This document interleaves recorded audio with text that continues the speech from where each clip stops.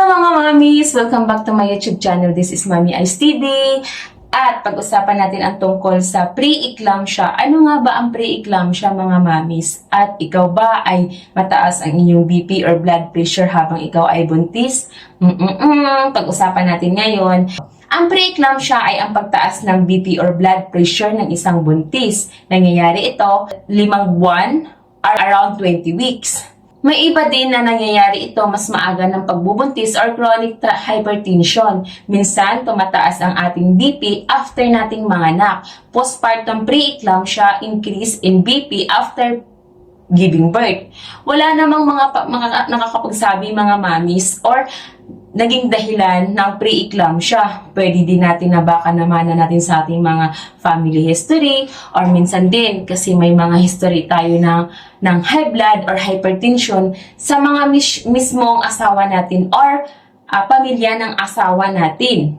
Pwede din blood vessel or naging problema or meron tayong autoimmune problem.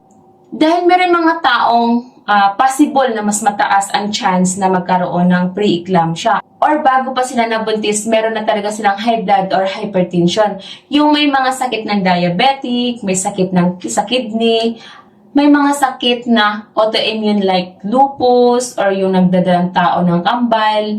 At sa mga mamis na first time pregnancy na ang edad 35 pataas or more than 10 years ang pagitan bago sila nabuntis at overweight ang timbang habang sila ay buntis. At meron kang history ng pre-eclampsia, mga mamis, kung meron ka isa sa mga sinabi ko, be sure na lagi tayo nagpapa-check up at lagi tayong nagpapa-prenatal regularly sa ating mga OB-GYN. Marami kasing maging komplikasyon ang isang pre-eclampsia.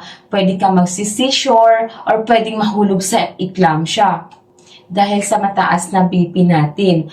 Mga mamis, please lang, ugaliin natin na alagaan natin ang ating mga kalusugan at para maalagaan din natin ang kalusugan ng ating mga babies. Hindi lang po ang ating kalusugan ng ating isipin, kundi ang kalusugan ng ating mga baby. At kung meron kayo natutunan, please subscribe, like, comment down below, at pakipindot na rin ang bell button para updated kayo sa aking mga susunod na video. Maraming salamat. Bye-bye. God bless.